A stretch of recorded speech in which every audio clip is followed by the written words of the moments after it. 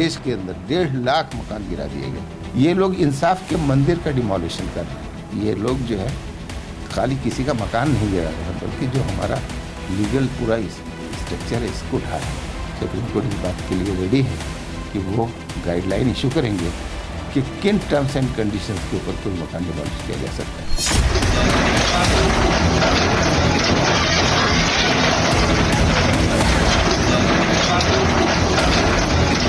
मध्य प्रदेश हो, उत्तर प्रदेश हो, असम हो, इन राज्यों में जो उदाहरण देश के सामने आ रहा है वो पूरी तरह से संविधान को कुचलने वाला है।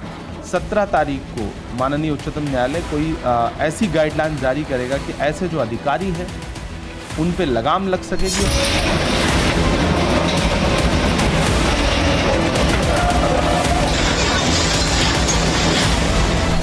इस तरीके से सस्ती लोकप्रियता के लिए, चाहे जिसके ऊपर आरोप लग गया और उस आरोप के आधार के ऊपर आप जाकर के वहाँ बुलडोजर चला करके और उसका जो है वो जीना दूभर कर रहे हो, उसका आशियाना नष्ट कर रहे हो, उसकी बीवी बच्चों को आप बच्चों को तड़पते हुए सड़क के ऊपर छोड़ रहे हो, ये गलत है। और मैं समझता हूँ कि जो भी ये कार्रवाइयाँ की गई हैं, चाहे वो राजस्थान हो चाहे कहीं भी की गई हो, इस तरीके की बिना अपराधी के दोष सिद्धि के उनके खिलाफ भी अब कार्रवाई होनी चाहिए।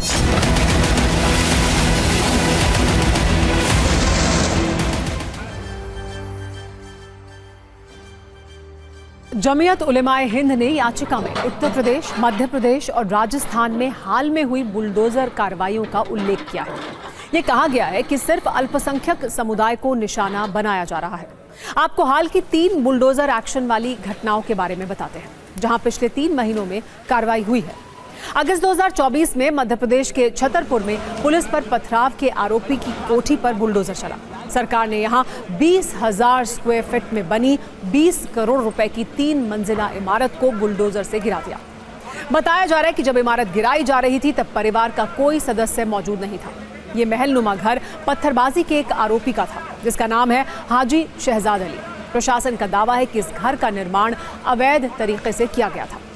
अगस्त 2024 में राजस्थान के उदयपुर में 2 बच्चों में चाकूबाजी के बाद आरोपी के घर पर बुलडोजर वाला एक्शन लिया गया। 17 अगस्त को आरोपी छात्र के घर पर बुलडोजर चला। इससे पहले सरकार के निर्देश पर वन विभाग ने आरोपी के पिता सलीम शेख को अवैध बस्ती में बने मकान को खाली करने का नोटिस दिया था। इससे 2 महीने पहले जून 2024 में यूपी के मुरादाबाद और बलिया में 2 आरोपियों की 6 संपत्तियां तोड़ दी गई थी। मुरादाबाद में विवाहिता के अपहरण की कोशिश करने वाले के घर पर बुलडोजर चला था।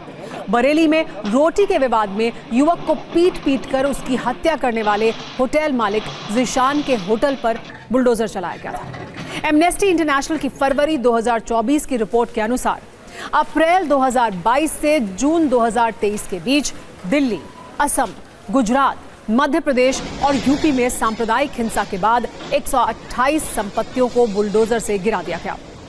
वैसे आजकल आपने देखा होगा, उत्तर प्रदेश हो, मध्य प्रदेश हो या फिर राजस्थान जैसे राज्य, इंसाफ के नाम पर बुलडोजर मॉडल हर जगह बहुत ट्रेंड कर रहा है और लोगों में जो डर था वो अब बदल चुका है। पहले लोगों में मौजूद इस डर का नाम पुलिस और कानून था, लेकिन अब ये डर बुलडोजर में तब्दील हो गया है, क्योंकि अपराधी कोई भी हो, नाम कुछ भी हो और धर्म कोई भी हो, ये बुलडोजर किसी को नहीं छोड़ रहा।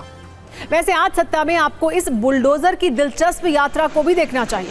शायद हमारे बहुत सारे न्यूज मित्रों को ये ना पता हो कि बुलडोजर का इस्तेमाल सबसे पहले कृषि के लिए किया जाता था। रिपोर्ट्स के अनुसार दुनिया का पहला बुलडोजर 18 दिसंबर 1923 को बना और इसका प्रयोग सबसे पहले खेती के लिए किया गया। वर्ष 1946-47 में ब्रिटेन में पहली बार बुलडोजर से बर्फ हटाई गई और फिर यह एहसास हुआ कि बुलडोजर का इस्तेमाल कई और काम में हो सकता है। फिर इसकी यात्रा निर्माण कार्यों तक पहुंच गई।